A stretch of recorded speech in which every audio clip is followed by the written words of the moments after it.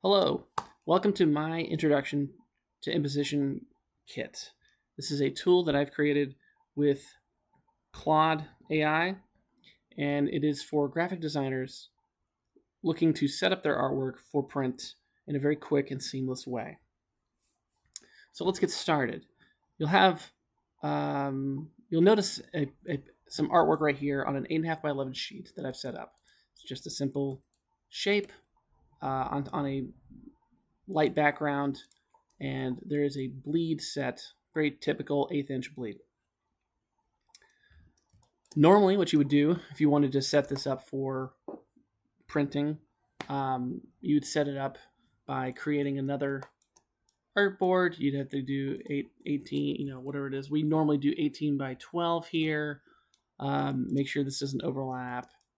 And then you duplicate the artwork here and make sure it's good. You might have to group it, then do that, and then you set it up. And okay, well that's pretty good. But now I need crop marks. Okay, well that's what it looks like for every single piece of design you ever will make. But with this, I'm aiming to get all of that busy work done in a single click. So let's take a look here. This is artboard 4. Check your artboard. Bam, there it is. Check your output size. And that's 2 up. You can see this little preview here. 2 columns, 1 row. It's set at the correct bleed size. Build. And it built it right there. Now, it's got the crop marks in the exact right spot. You can see the darker area delineates the bleed zone. It's set up 2 up on a sheet. The sheet is 12 by 18. It is ready to roll. Now, I also could choose to generate this into a new document.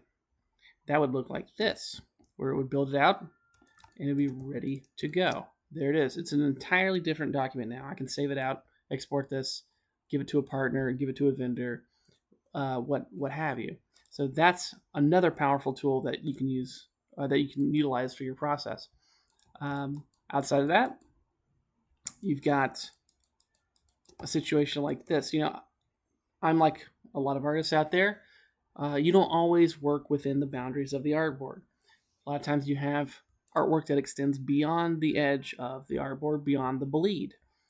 So what you normally have to do is you have to create another box and ignore that, and you have to mask it or whatever you have to do to get it to look right, because otherwise you'd have a situation where putting it multiple up on a sheet, oh look, there's artwork that goes on top of the copy previous next to it.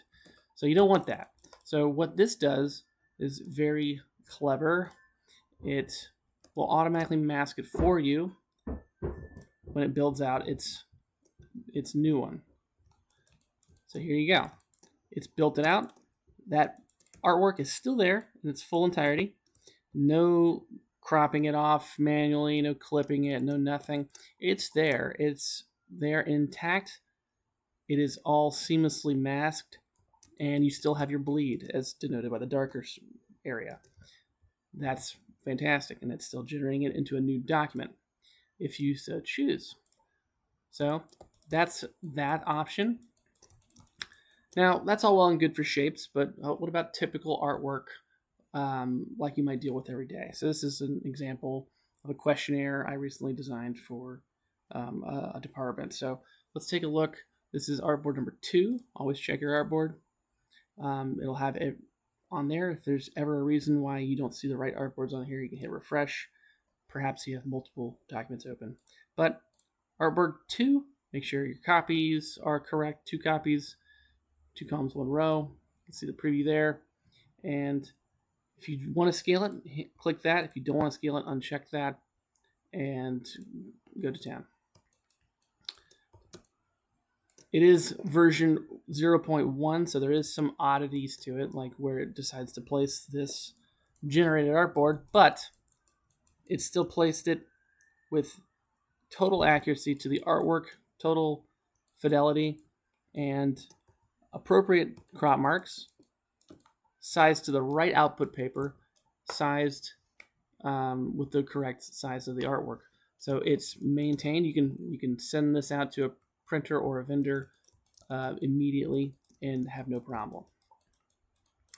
What about something a little more complicated? So I do these characters. These characters often have a lot more to them when it comes to complexity, and there's some iconography, and there's a QR code in here as well. So is there any kind of sort of limitation when it comes to that? Well, we will take a look at that. We'll choose Artboard 3 and we will build another layout. And despite where it decides to put the artboard, it still duplicates the artwork flawlessly and places it accurately with the correct crop marks, the correct proportions, and everything. And I can't stress you just how quick this is, and it will just be a breeze to use. Now, with all this, this is actually currently set up as an Adobe Illustrator extension, which is easy to install on Mac and PC. The features here are already pretty robust. You can actually see that there's even a layout preview where you can see just how crazy you can get with the layout. But I'd love to know what you guys think. I'd love to know if there's any other features you'd like to see in upcoming versions. This has been fun to kind of develop so far. So let's see where we can take it. And I know we can really have some fun in the future. So thank you for watching. See you later.